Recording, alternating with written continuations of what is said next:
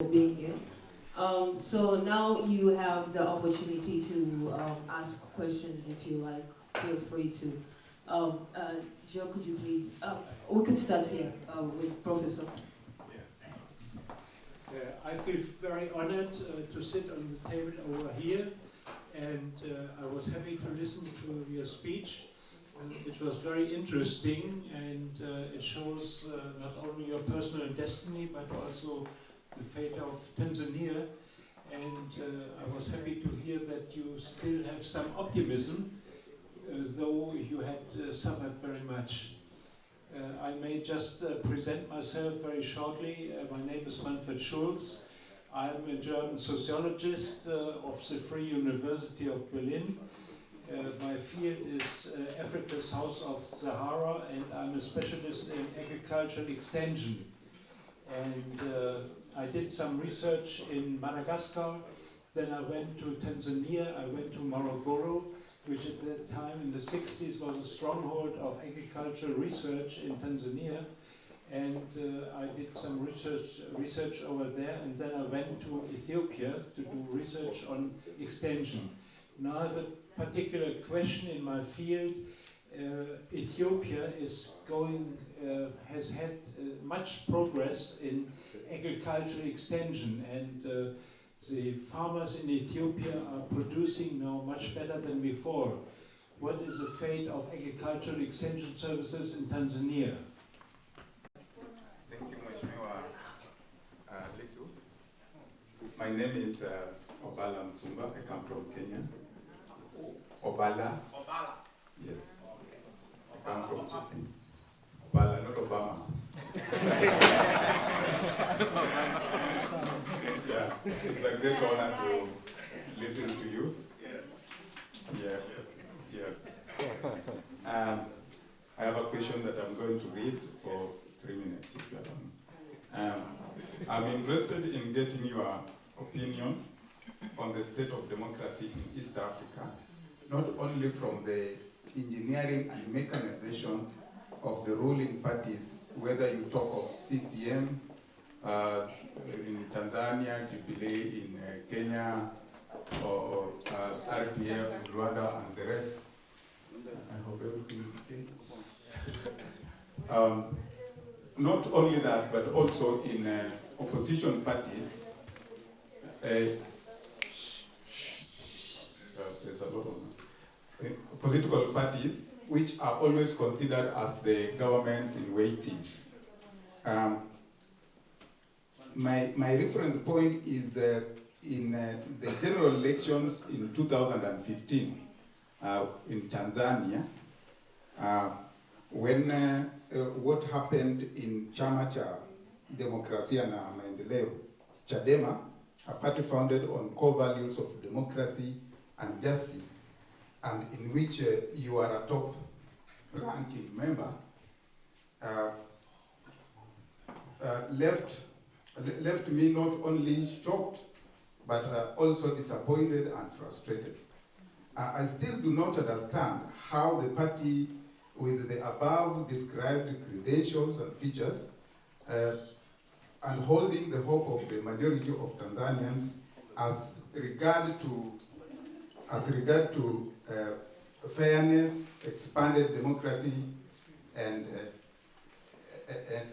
justice, of course, could admit a person who had embodied all that the party stood against, a person whose name is synonymous with the mega scandals, as you have mentioned here, in the government with the things like Richmond, to be the party's presidential candidate without going through the primaries in the party.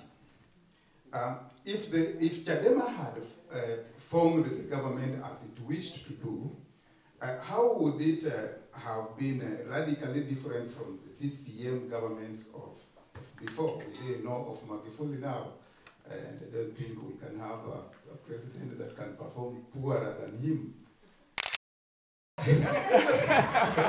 Yeah, I'm almost finishing. Yes.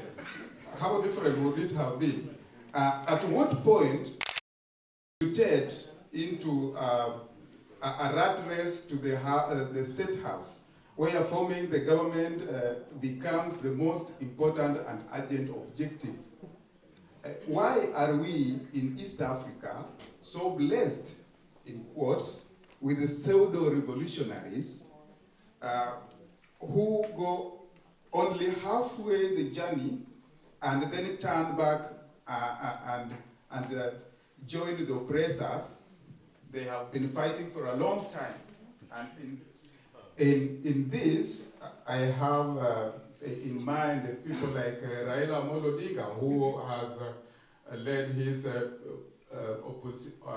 fans to go to war, to demonstrate, and at a great expense of life. And then he turns and joins the government, and now it's with the oppressors. I'm also thinking of Dr. Slaa, who, having fought for democracy for almost 20 years or over, then halfway the journey he joins. I will be very happy to hear your opinions about this. Yeah. Thank you so much.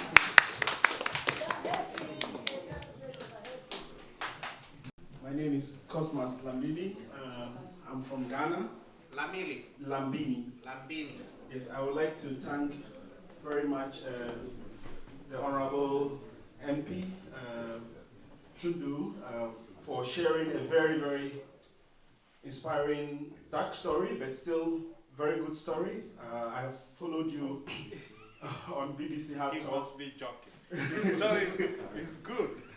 Well, I say it's good because I think this is highlighting a big challenge that our continent is facing, and for that matter, Tanzania is facing.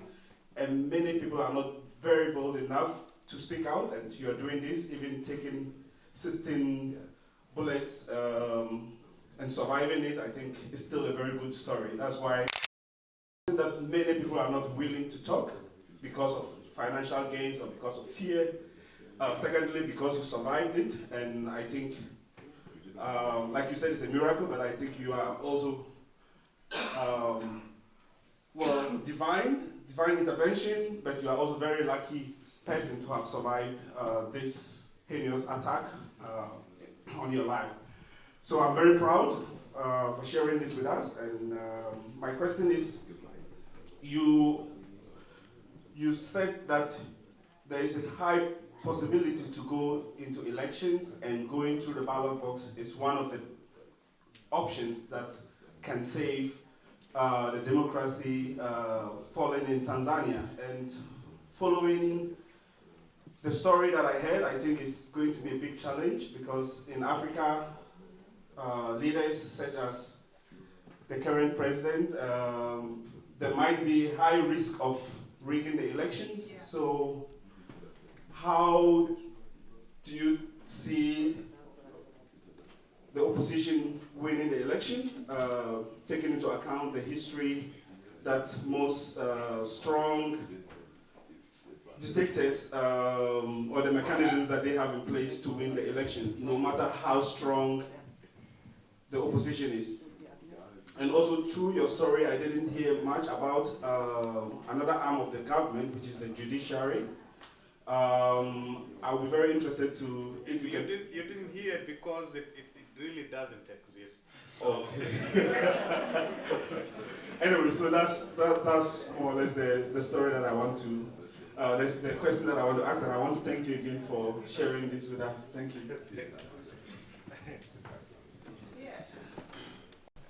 If you keep me supplied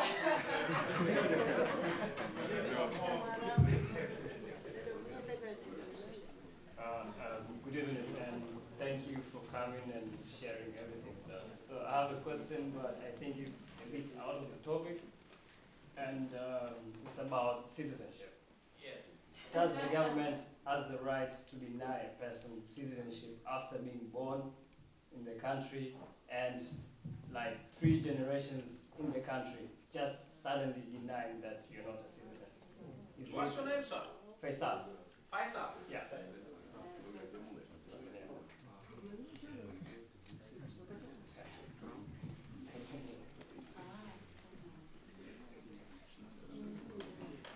I think he should say his father's name. No. 6 a.m. Yeah, as in, how does citizenship by birth apply?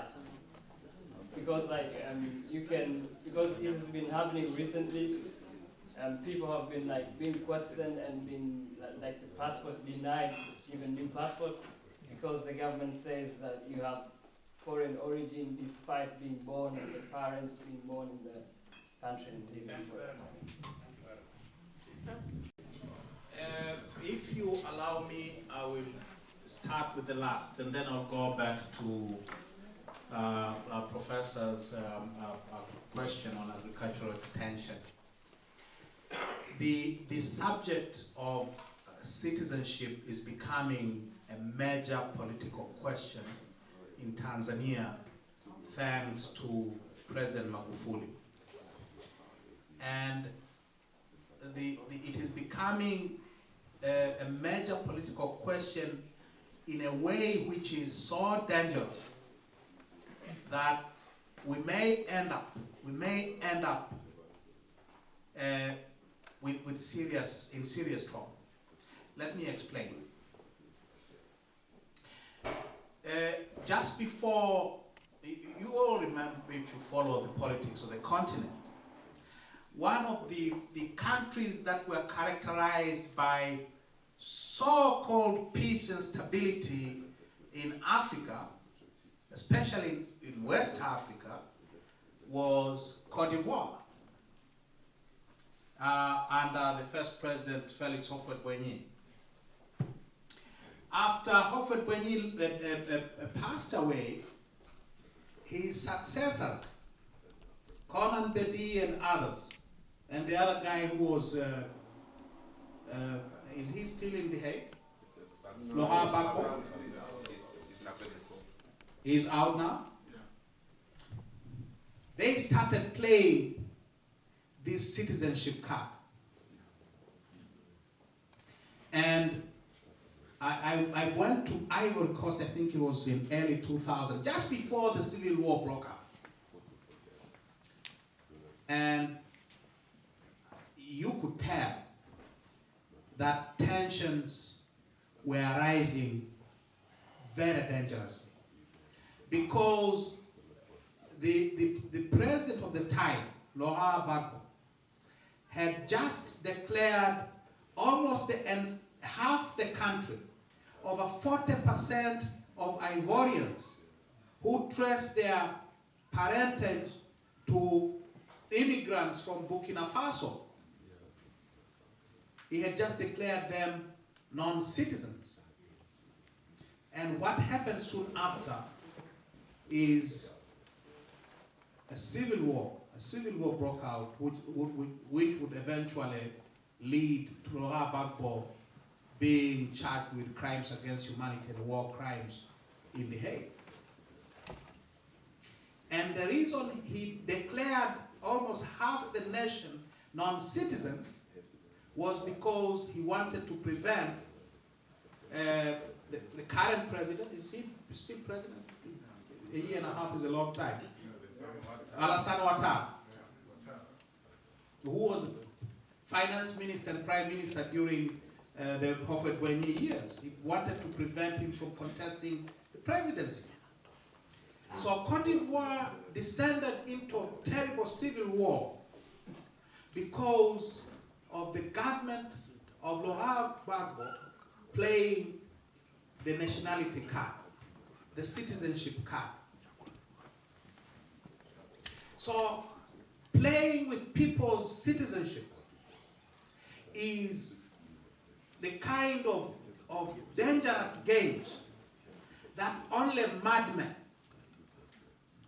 can afford to do. Now we're beginning to see this kind of madness in Tanzania and Magufuli.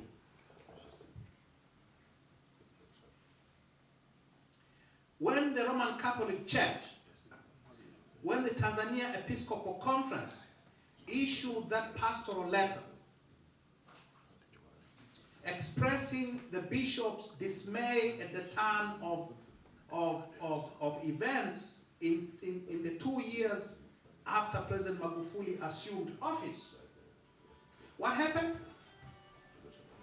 The former president of the Tanzania Episcopal Conference, Bishop Severin Niwemugizi, had his passport confiscated, and Magufuli sent immigration officers to demand of Bishop Niwemugizi to prove his Tanzanian citizenship.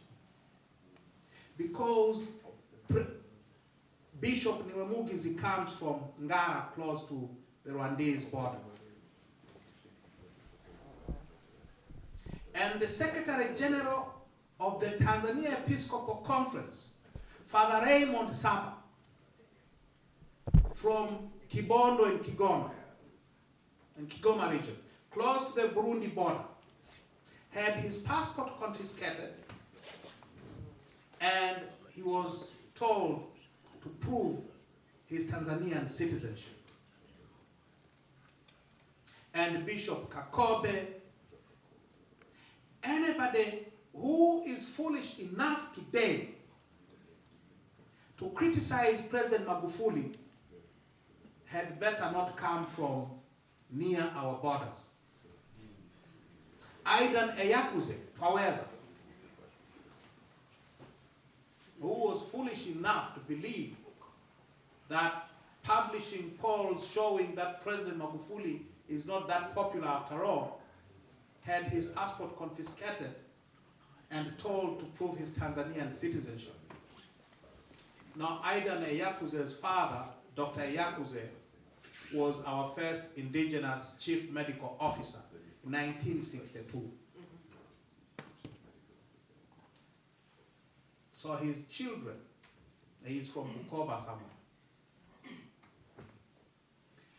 That student from the University of Dar es Salaam, Abdul Nondo, the student leader, who dared to criticize the government for its handling of student loans issues, abducted, driven for 400 kilometers to Iringa, thrown in some bush, and when he was found the next day and told the story of the abduction, he did not only end up being charged in court, he was also told to prove his citizenship. Now, Bishop Kakobe is probably in his late 60s. So I think you can say with some justice that a person who is in his late 60s in Tanzania is most likely to be without birth certificate. So Bishop Kakobe is likely to be not to have his own birth certificate. Now he was told by our government that in order to prove his citizenship, he should supply his parents and his grandparents' birth certificates. Do you get my point? Eh? Do you people get my point? Yeah. Bishop Kakobe himself is unlikely to have a birth certificate. He was told to take to the government his parents and grandparents' birth certificate to prove that he is a Tanzanian citizen. So Kaka Faisal, I'm not surprised. I'm not surprised that they would say you are not a Tanzanian citizen. They already did. It's 3 years now without a passport. I'm not surprised. This is what Tanzania Magufuli looks like. You know, you're not alone. There's a lady who visited with me in hospital at the University of Leuven in Belgium, who came crying and telling me, look, my mother still lives in Shinyanga. She's not dead yet. But I've been told I'm not a Tanzanian citizen because one of my parents his father was an Indian. His mother is Msukuma. She lives somewhere near Old Shinyanga. She has not been, she came to Belgium with a Tanzanian passport. It expired. It has not been renewed because she's too white to be Tanzania. This is the kind of madness from rulers that sends nations into war against themselves. President Magufuli is playing with fire. He may not realize it, but he's playing with fire. What it means is none of the millions of Tanzanians, any of the many millions of Tanzanians who live in our numerous borders can at any point be declared non-citizens simply because they live along these borders created in Berlin more than 140 years, 30 years ago. It's playing with fire. And I'm sorry to say, Professor, it's dead. And I should know better because I represent a rural constituency. And I don't think in my constituency there is a single agricultural extension officer. Not a single. Because I've not seen any since I became an MP in 2010. And if my district doesn't have a single agricultural extension officer, you can take it from me. Many more districts like mine also share the same fate. We stopped long time ago. We stopped investing in agriculture. We're seeing a lot about agriculture, but we don't put our money where our mouth is. So our peasant farmers have been left to fend for themselves, and when they get their crop, we go and confiscate it using the army like President Magufuli did with Korosho a few months ago. That's how bad things have become. Obala Ombak, the state of democracy in East Africa. Whatever happened to CHADEMA? I wish I could give an answer to these difficult questions. I will say this. As a political party, we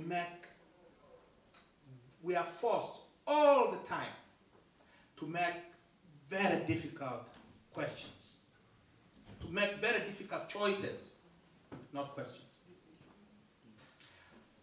How do you win elections?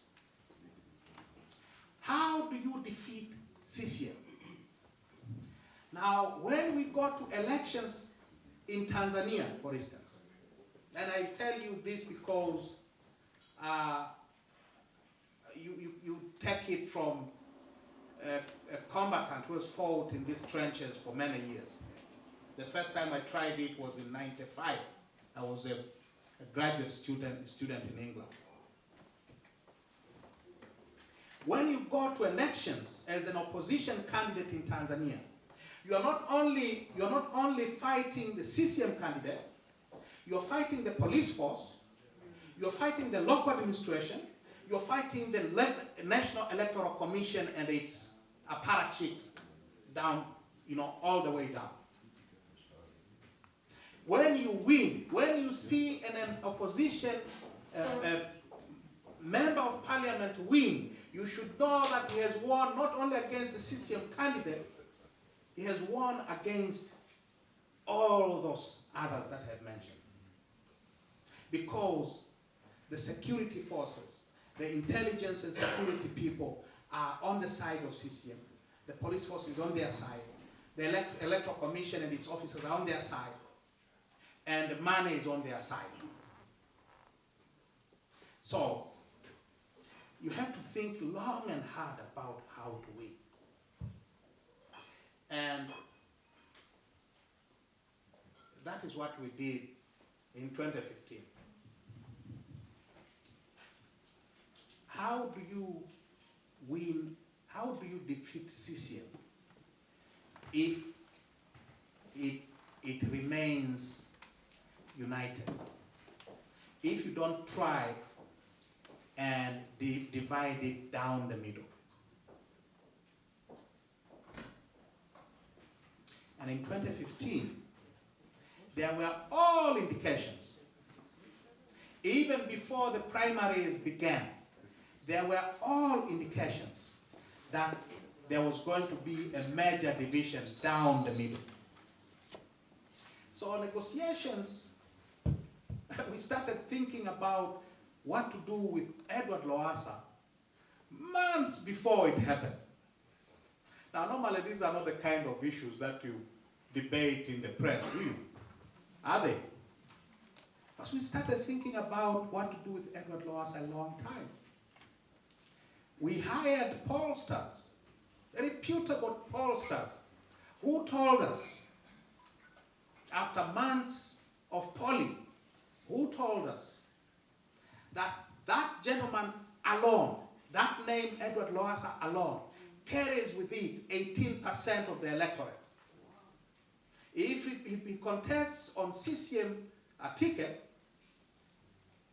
you have to be, he has the votes that come with being a CCM member, and those are huge. Now add 18% that are personally his. So if he goes, wherever he goes, if he contests, he has 18% of the vote. That's what our pollsters told us. And because there were indications that some people within CCM were not happy with him, we had to think long and hard about what to do should he be refused CCM nomination. And when they in fact refused to nominate him, we had to make that difficult choice of holding our noses like this and taking him in. And we did it because we believed, perhaps wrongly, but I believe we were right. We believed that between a CCM in power and the possibility of removing it from power with Lowassa, Lowassa would be the lesser of the two evils. And we calculated, we said, we knew, we calculated that the post-CCM Tanzanian, whoever comes to power after CCM is removed, is not going to dominate our politics the way CCM presidents have dominated it. So we had to make a very difficult choice. We had to make a calculated risk. We had to take a calculated risk. Now, we did not win, and a lot of people have become very wise after the fact. And it has become fashionable to say, how could you have won with Lowassa? How could you have expected to win with that man? Remember, just remember this. That man got 6 million votes out of the 15 million votes that were cast in the presidential elections. And whatever you might say about him, and there is a lot to say about him, the fact is he was a force to reckon with. And you also have to remember, if I don't know if you people were, I don't know if you were here or you were in Tanzania, but I don't think we have had election campaigns like we did in 2015. We had very good chances of winning. And there are people who believe we actually won. There are people who believe that. But we ran a very good campaign. We defeated Magufuli in the presidential vote in Zanzibar. We also defeated Ali Mohammed Shein in the presidential vote in Zanzibar. Because, among other reasons, we had Edward Lowassa as our flag bearer. So, like I say, it's easy to criticize after the fact. Had we won, we would have been hailed as political geniuses. We didn't win, we are being denounced as scoundrels. And it's fine. We have to pay for our sins. We have to pay for our sins. But the issue of the state of democracy in East Africa is a very interesting question. And I think if you are Kenyan, you Kenyans are very hard on yourselves, and I don't think you are being fair to yourselves.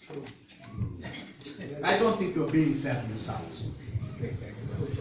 Of all the 6 countries that form the East African community, Kenya is about the only country whose Supreme Court could declare a winning president as, removed from power as sitting president.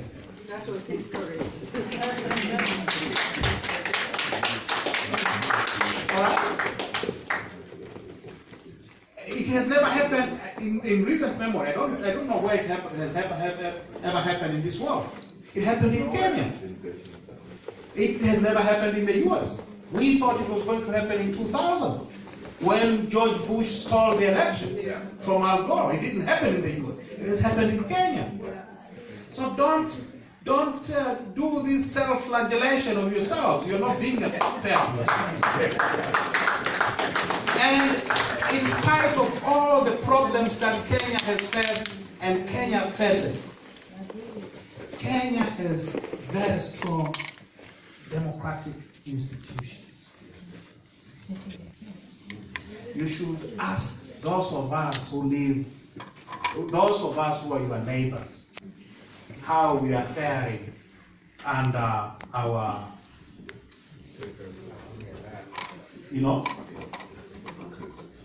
Kenya has very strong institutions. And those institutions were not created from thin air. They were fought for. Kenyans went through the dark days of the Moi dictatorship in the 80s, of disappearances, of tortures in Nyayo House, of assassinations, of bishops being killed like Bishop Muge, Alexander Muge, or Robert Ouko, and many others. Kenyans paid a very heavy price for the democratic dispensation that you had. It is not perfect. Who said it is? It is ever perfect. Who said it is ever perfect? How perfect is German democracy, my German friends? How perfect is British democracy with Brexit? It's crazy, sir. It's crazy. It is never perfect. So don't look for perfection. Look for improvement. And those of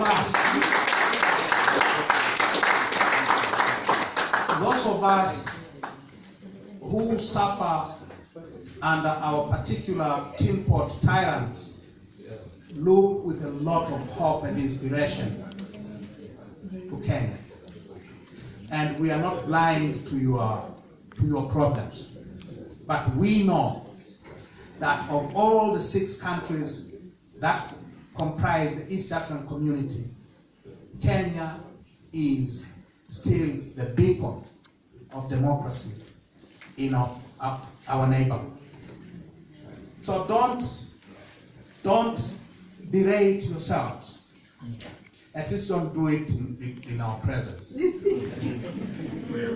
make us lose hope.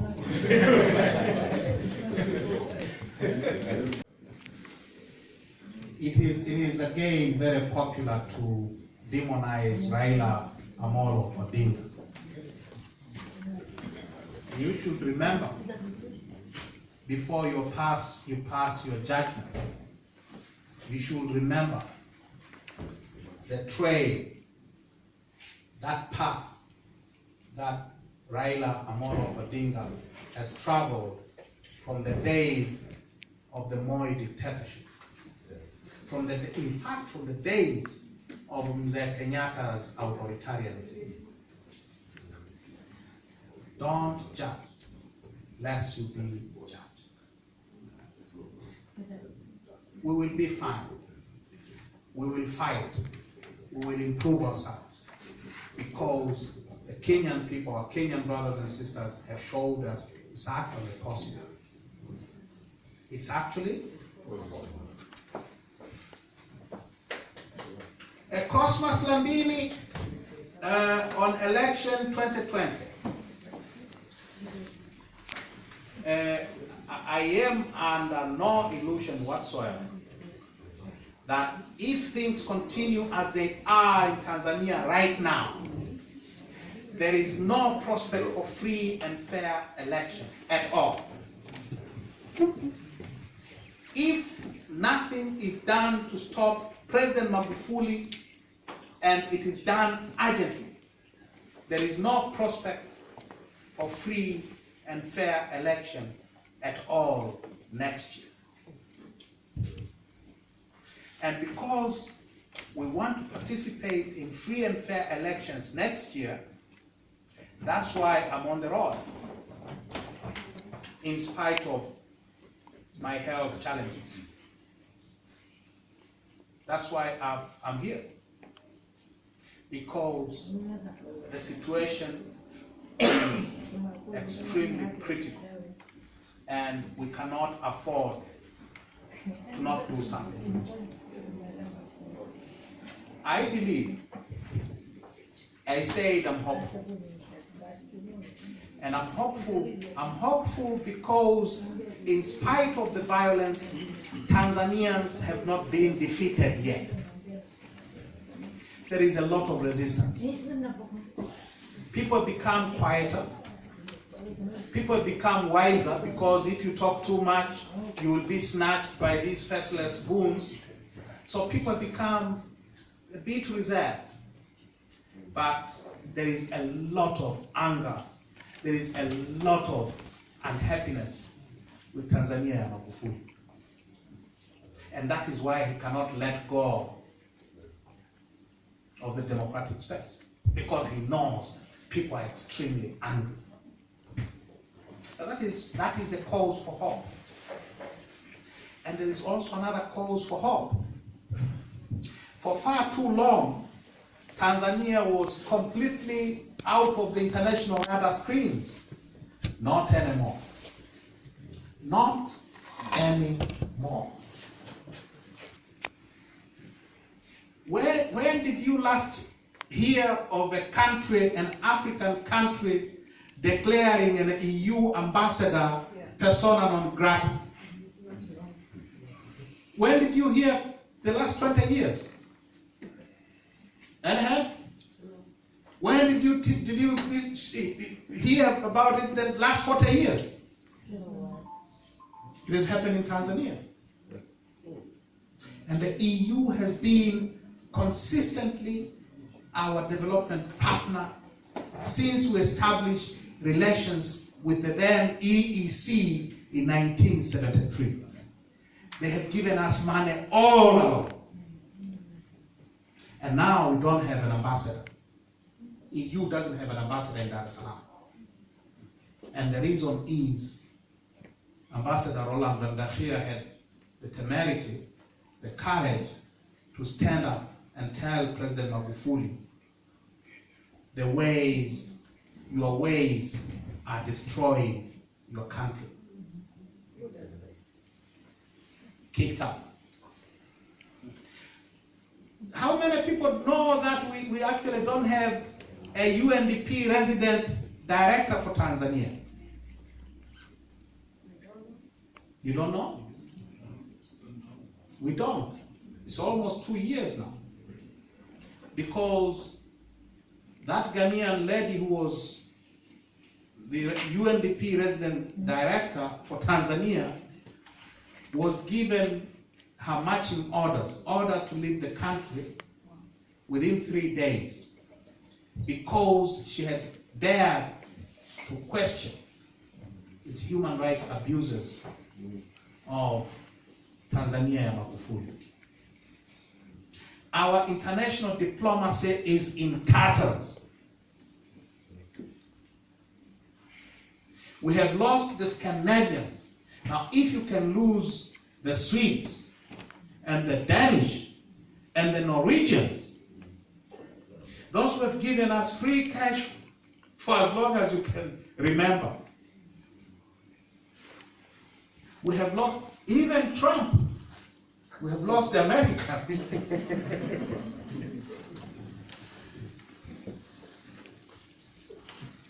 I was in Washington, D.C. in February, and given the ways of President Trump and his complete contempt for all matters Africa, you would think that is the view shared by his administration. If you think that way, you'll be making a very big mistake. And I met with very senior, high-ranking members of American diplomacy, members of the State Department, under secretaries of state, 2 of them. And I was pleasantly surprised by how seized matters of Tanzania are American diplomats.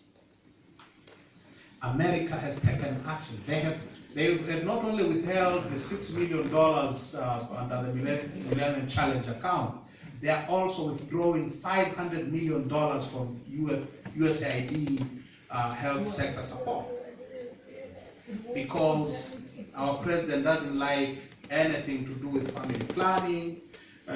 The Americans have been told not to supply condoms.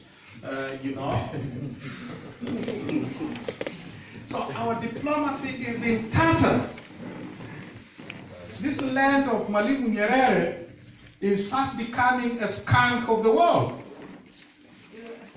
So, and the international community is turning around to the idea that there is a serious problem in Tanzania.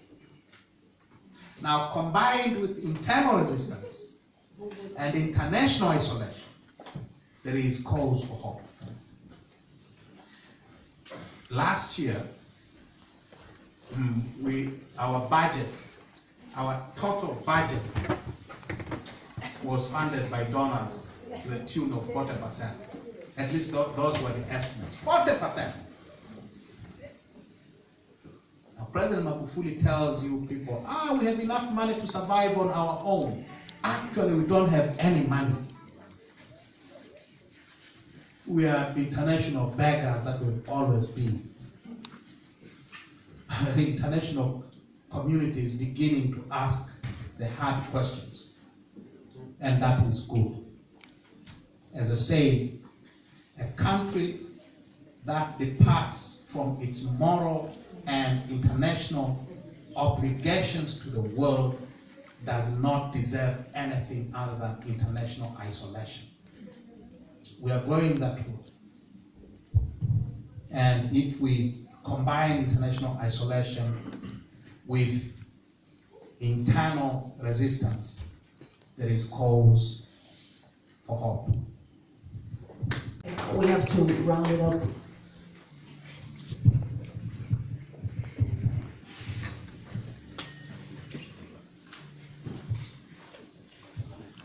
First lady. Okay, gentlemen. Thank you very much. Actually, I have a couple of questions, but I'm going to ask only one, so I have to choose properly.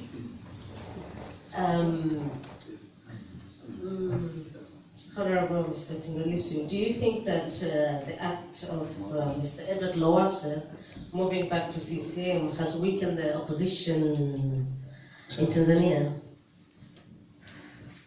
Thank you.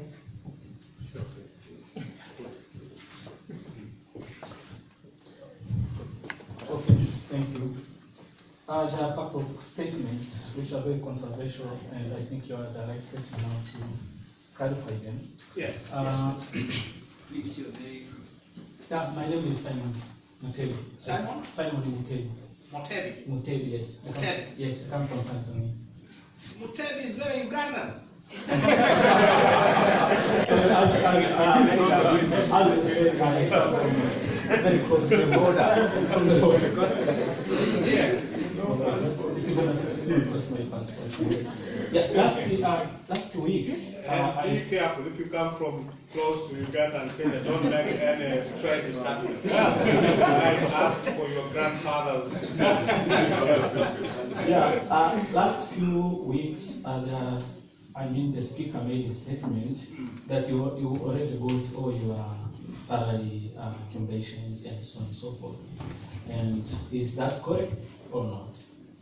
But again, of course, against last few weeks, I think last month, Magufuli also made a statement about the abduction of Mohammed Dewji, and he was questioning the integrity of the police force for failing to take steps in the investigations. What do you comment about that? Do you see anything having hope in that statement? Maybe, can you clarify a bit? I heard. He said. Wait. I heard after the president had made that statement, the police said they were going to make public their investigation within 3 days. And the clarification I'm asking is whether you are aware of the police making good on that promise that they will make public their investigation of more Dewji's abduction. No, I haven't heard anything. Thank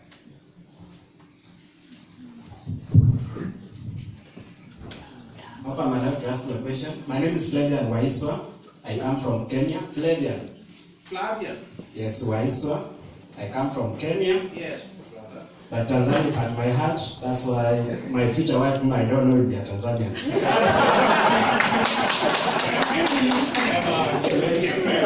Yeah, sure. I love Tanzania a lot. That's why I really make a lot of follow-up on what's happening there. That's why I'm here.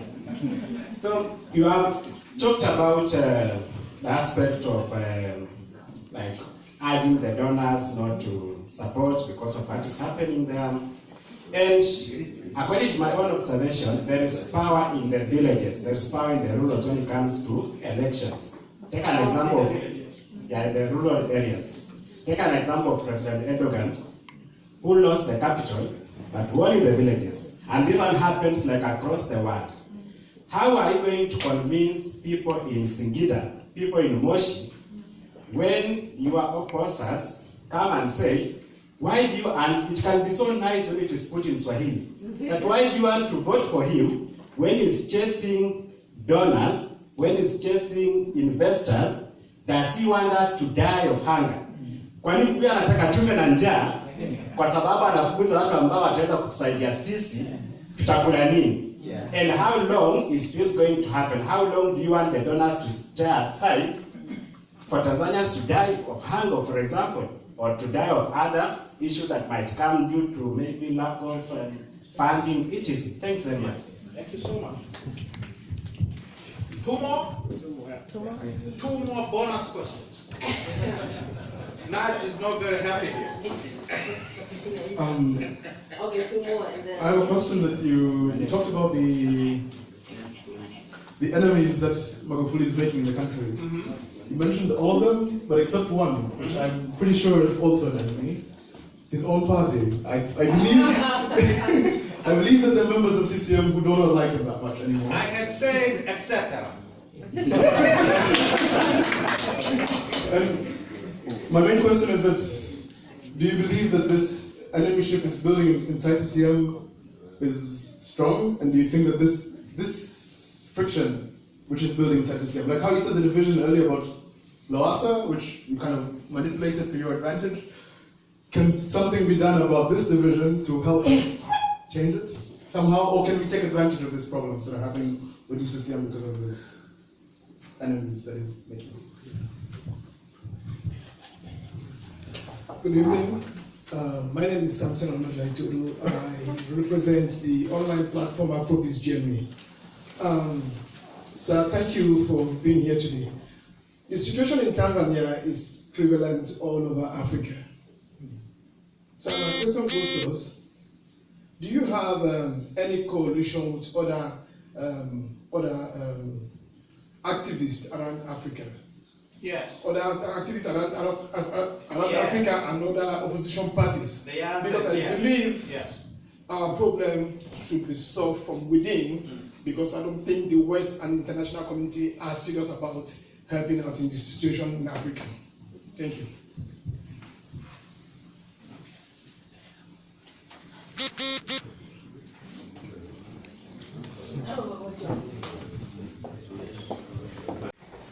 These explanations and sharing your story with us. I'm from the SPD Berlin Mitte, and I want to say that we have Africa now on our focus, all 53 countries, Sub-Sahara, of course, as well. We have seen what happens in Sudan, we see what happens in Nigeria, so maybe something like that could also happen in Tanzania over the next 18 or 17 months till the election. By the way, I liked your statement regarding Kenya a lot. I would like to add actually the happenings in fall 2014, when at ICC Kenyatta was having to go, or he didn't have to go at events, and then his old rival Ruto was then acting president. Also, this is an example of democracy, because you know what happens normally if a president goes out, another one takes power, then he will kill some people, freeze some accounts, and then he is the new ruler, but it didn't happen. So there was a very peaceful transition to Ruto and then back to Uhuru Kenyatta. A great example of democracy also then in 2014. Yeah, so what I want to ask you is, what do we expect from the international community other than freezing accounts? It might hurt, or not donating, it might hurt the poor people. So in the villages, in shacks, to put it like that might be the real sufferers by that decision. Number two, turning the table totally, asking you for some future question. Let's say in a sooner or distant future, everything is settled and you're on the path like Kenya. What are your questions and your requirements, and what will you ask Germany for as a former colonial force? So what is if you were in government, what would you ask Germany to compensate?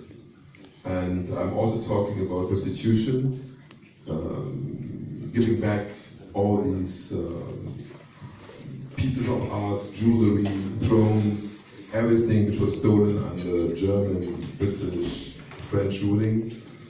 Give us somehow a vision of that. What do you expect the German government to do in order starting the process of healing with East Africa, with Tanzania?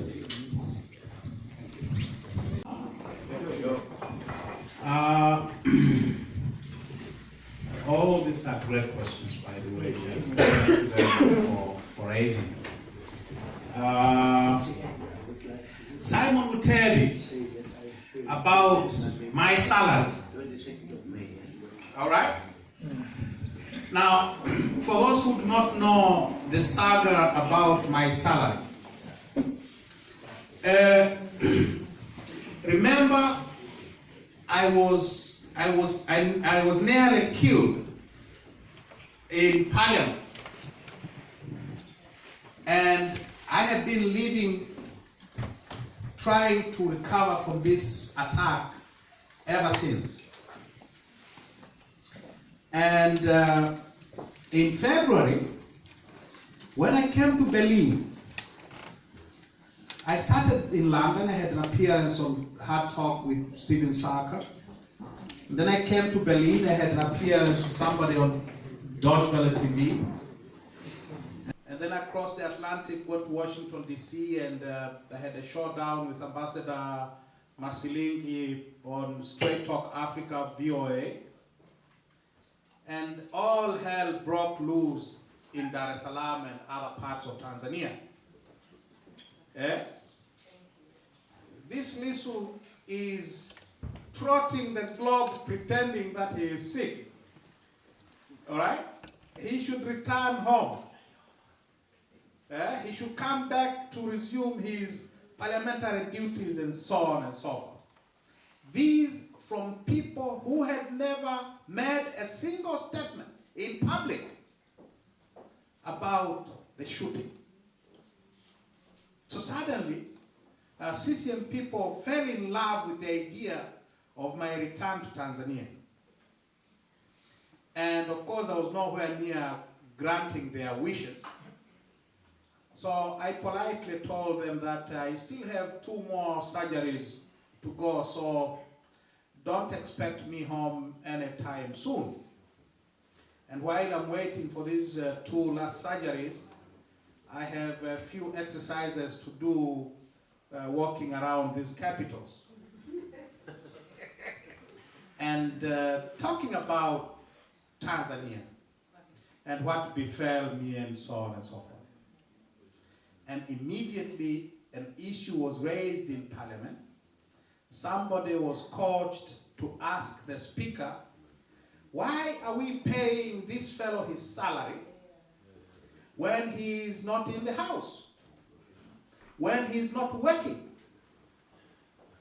And the Speaker duly obliged, and he said, actually, I will look into it.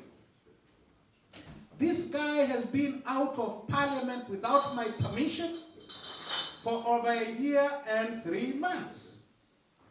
He does not deserve to be paid his salary. So, remember, I was spirited out of Tanzania unconscious. I was in a coma for 7 days.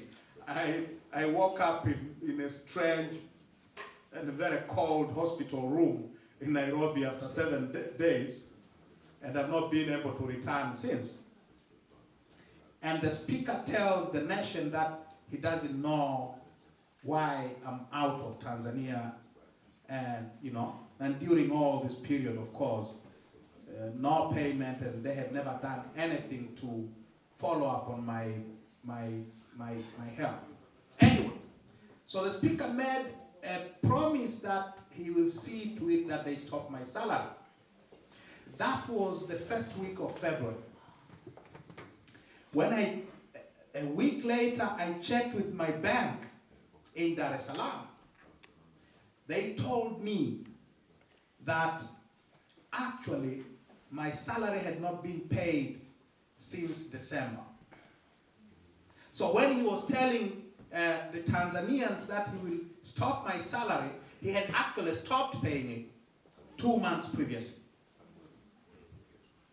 Now, under Tanzanian law, it is in the constitution. No one can touch a parliamentarian's salary. No one can touch a parliamentarian's salary unless that parliamentarian has been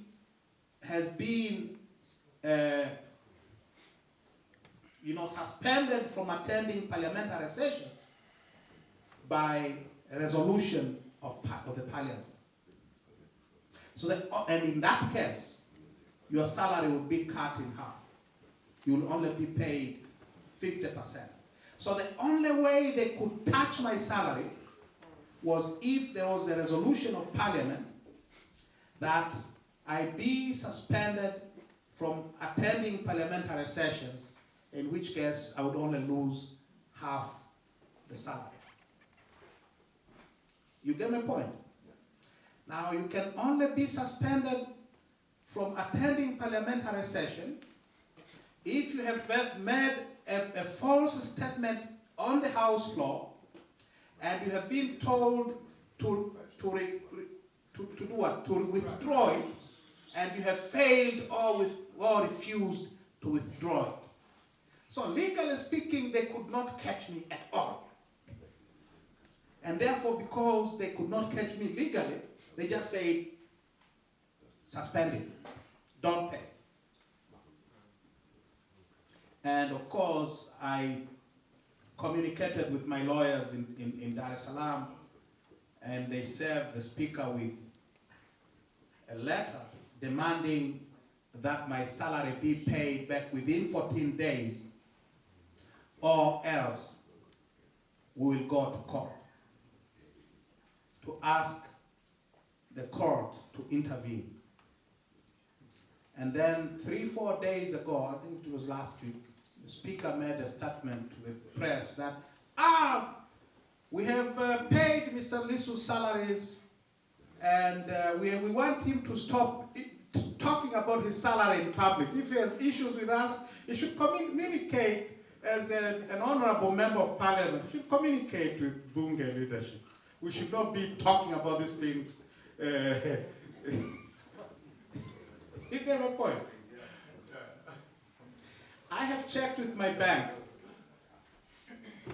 They have paid back a portion of my salary. That portion that is used to repay my Bunge debts. We members of parliament are heavily indebted. So my debts have been settled. Those payments going to service my debt, that has been paid. That which feeds my children, that has not been paid. And we are communicating with the Mheshimiwa Speaker to see if they have not been paid, that portion has not been paid by design or due to some oversight. Okay, brother?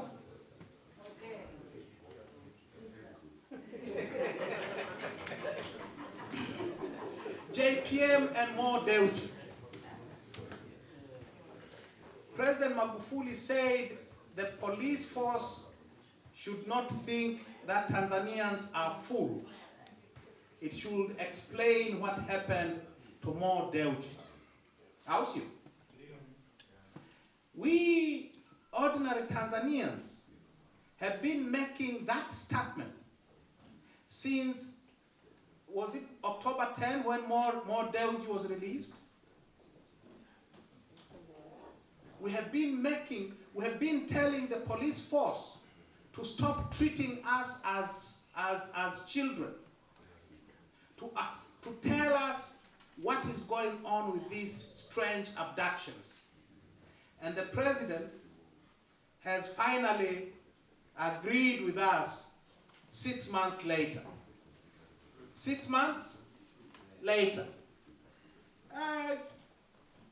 We should thank him, but we should remind Mheshimiwa Rais kwamba this statement he made about more Deuji, he should have made it the first day more Deuji went missing, not 6 months after he was released.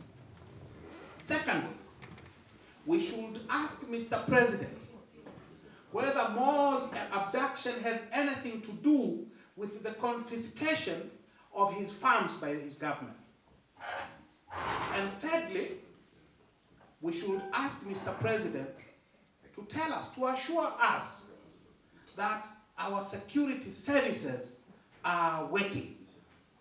More Deuji was snatched a few dozen meters from the headquarters of the Tanzania Intelligence and Security Service. And he was dumped within a few hundred meters of State House.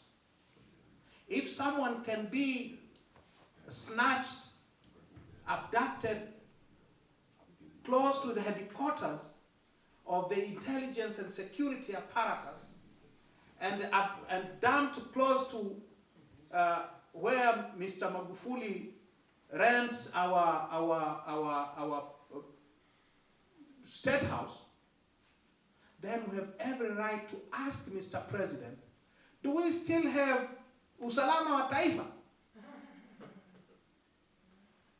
These are hard questions that we should demand of our president. We should not excuse incompetence. We certainly should not keep quiet when these outrages are committed. We should demand accountability. And the president should stop pushing the blame to others. We should tell Mr. President, the buck stops with you. You are the president.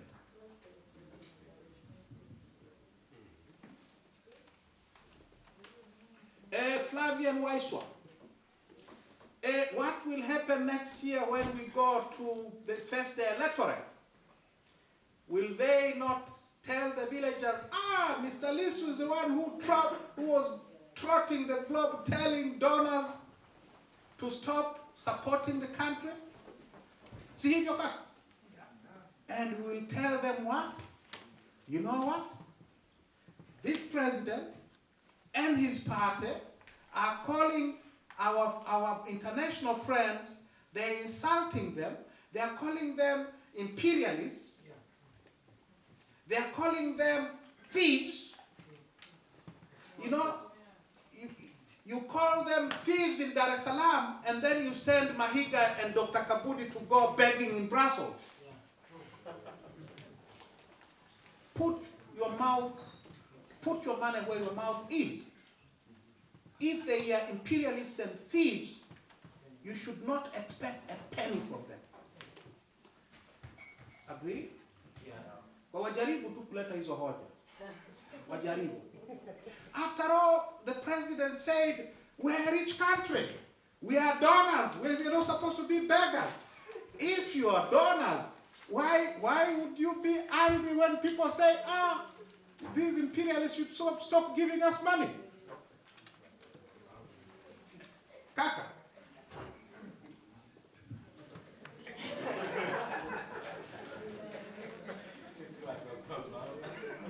Samson. My friend, rafiki yangu kauliza juu ya the enemy within. What is the state of health inside CCM? Now that is a very interesting subject. I don't have a clear-cut answer, but I can tell you there is a lot of unhappiness within CCM. And I said at the beginning, before I was shot on September 7th, by the way, 2 hours before I was shot, the president made another of his many televised speeches in which he said, members of the security forces know what happens to traitors during war. And he said, we are engaged in an economic war. And those who are traitors, in his own words, are not supposed to survive. And 2 hours later, I was nearly killed. And we will know sooner or later. There is a day we will ask, Mr. President, who are the traitors who do not deserve to survive? Who did you have in mind on September 7th? And would ask another question. Where was Dar es Salaam Regional Commissioner Paul Makonda on September 7th? Because we have reasons to believe he was somewhere in Dodoma. He was somewhere in Dodoma. Tutafika tu. Tutafika tu.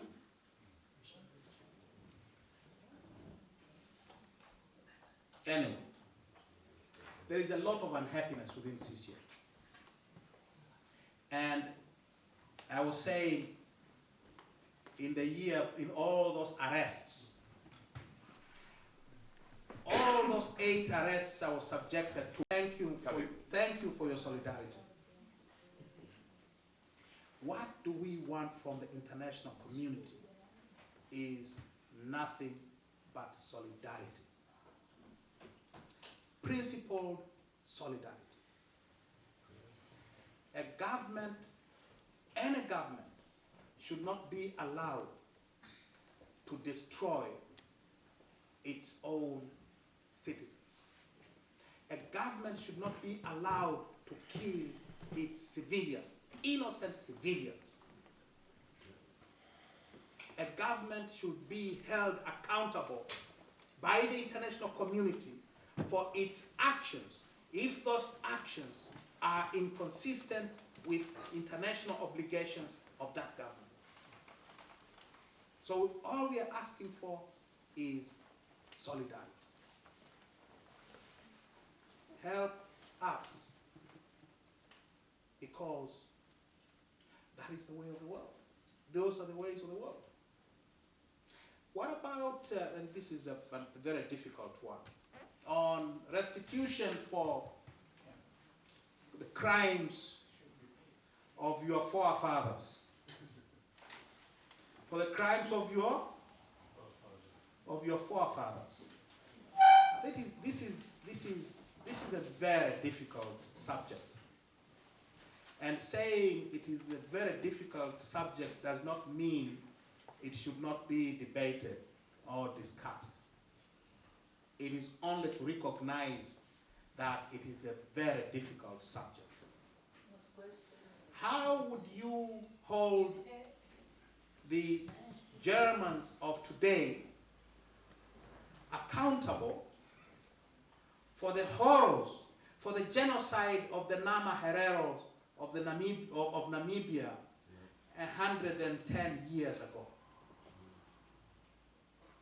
Yes, they are the descendants of those people, yes. But would you punish them 100 years after for the crimes of their fathers?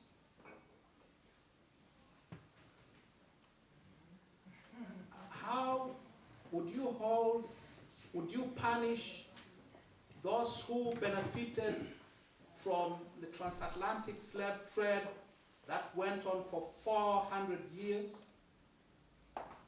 Would you punish their descendants 400 years down the line? How do you do it? How would you square that with our notions of fairness and justice? So these are not... If you're still living from the roots of that era, shouldn't they be held to be made to at least consider being responsible if you're still living from the roots of this? Because, for example, now most of the looted artifacts from Africa is in the museums all over Europe here, and they are still making money off it. And they're still making money off it. Yes. If they are still making money off it, and this generation is gaining from that, shouldn't they be held responsible for the sins of the past? No, but this is what I'm talking about. How do you hold them accountable for the crimes of their fathers? I'm not saying it is impossible, but just think of the difficulty. Now, there are things that can easily be dealt with. The loot of artwork, of artifacts from the continent is easy. We can get that. Yeah? So, is that all? No, paying reparations. How to the do former we? colonies. How would we calculate that? And who should pay? Governments? It is a very difficult subject. I'm not saying we should not debate it. I'm saying there are no easy answers. There are no easy answers. How would you do it? Yes, there are examples. The Jews and the Holocaust and so on and so forth. Yes. Now, maybe we could use that, but think of the Holocaust. The Holocaust was 70, 80 years ago. I'll give you a chance, Mr.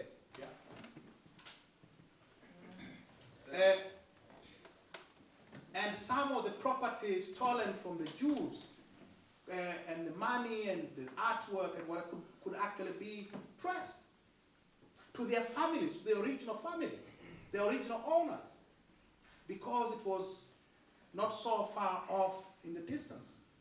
What about after 400 years? So these are not easy answers, brothers and sisters.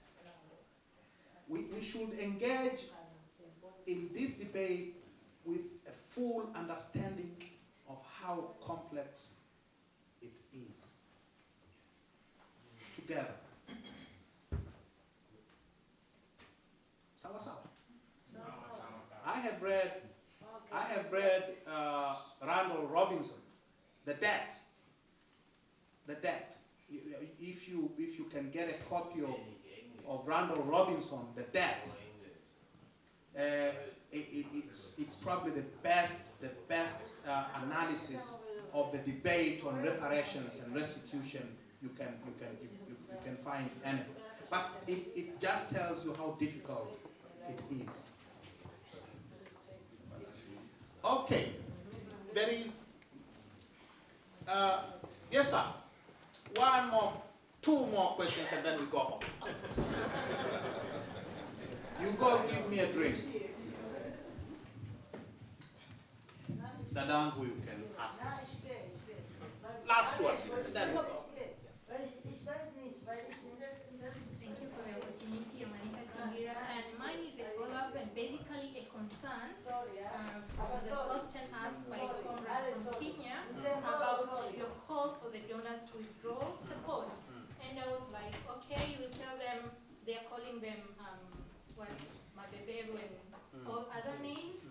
And I was thinking, reflecting on the economic crisis of the 2008 and how it affected, specifically in the fields that I know better, the health sector, especially the maternal health, and the hospital situation was like really bad. And now if the donors withdraw support, I think the most affected people will be the mothers and the children and whatever. Maybe I call the poor people, the word I don't like so much to use, but the poor people, then the working class people, and the people of the certain class, the people that are using public hospitals. And I was like thinking, and this might be a question like to the others as well, on how best to pressure the government, like the international community and the donor countries, without affecting the poor people. Because when you go during the rallies and you tell them that they call them this and this and that, and again, maybe to be really fair, you should remember to tell them that, okay, you also die because the medicines will not be enough, because for the health sector, for the maternal health, the money is channeled directly for the maternal, and it should not be diverted when they give the say. And if you follow from the economic crisis, the doctors are talking about how it affected that sector because the money stopped going, or it was reduced. So I think I understand your question very well. We have made a call to the EU to invoke Article 96 of the EU-ACP Cotonou Agreement, which, if a member state of that EU-ACP, African, Caribbean, Pacific countries, goes against the principles I have spoken about, the EU can invoke Article 96. Now, what does that mean? No money to the government, but support would be extended through other players.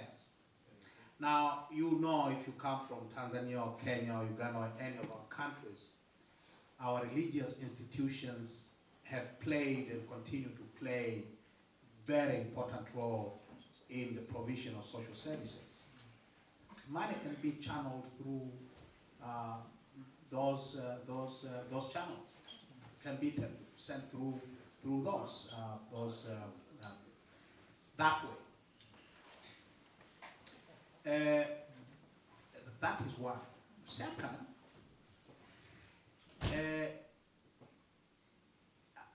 how better are we faring now with this support?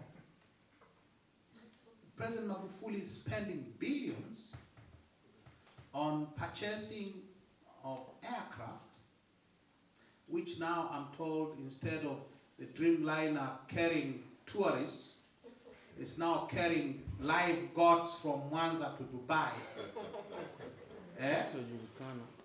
Also using Wasu Yurikana. Can you imagine?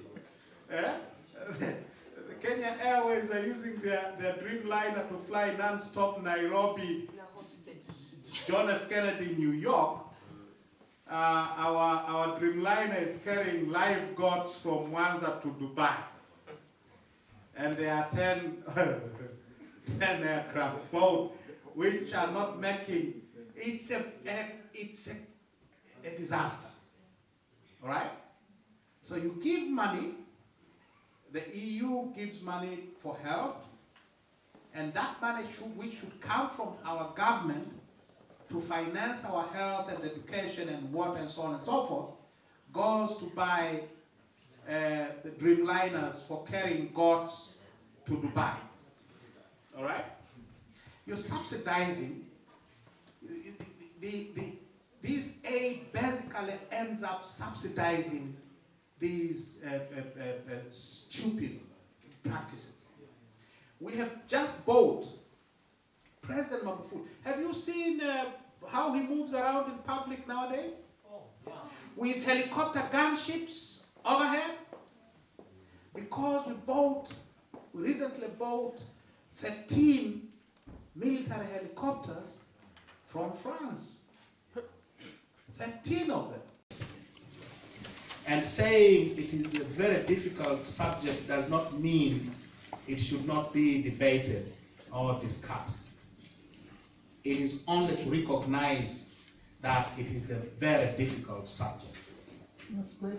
How would you hold the Germans of today accountable for the horrors, for the genocide of the Nama Hereros of Namibia 110 years ago? Yes, they are the descendants of those people, yes. But would you punish them 100 years after for the crimes of their fathers?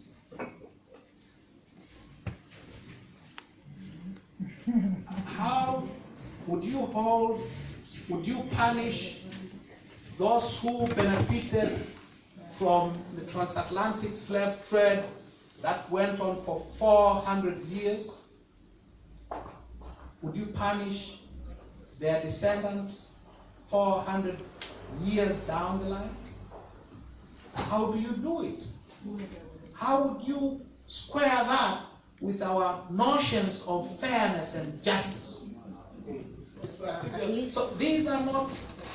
If you're still living from the roots of that era, shouldn't they the whole to be made to at least consider being responsible if you're still living from the loot of those, because for example now, most of the looted artifacts from Africa is in the museums all over Europe here, and they are still making money from it, off it. And they're still making money off it. Yes. If they are still making money off it, and this generation is gaining from that, shouldn't they be held responsible for the sins of no, this is what I'm talking about. How do you hold them accountable for the crimes of their fathers? I'm not saying it is impossible, but just think of the difficulty. Now there are things that can easily be dealt with. The loot of artwork, of artifacts from the continent is easy. We can get that. So is that all? No, paying reparations. How would we calculate that? And who should pay? Governments? It is a very difficult subject. I'm not saying we should not debate it. I'm saying there are no easy answers. There are no easy answers. How would you do it? Yes, there are examples. The Jews and the Holocaust and so on and so forth. Yes. Maybe we could use that, but think of the Holocaust. The Holocaust was 70, 80 years ago.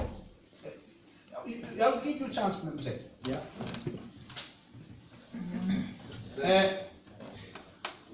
And some of the property stolen from the Jews, and the money and the artwork and what could actually be traced to their families, to the original families, the original owners, because it was not so far off in the distance.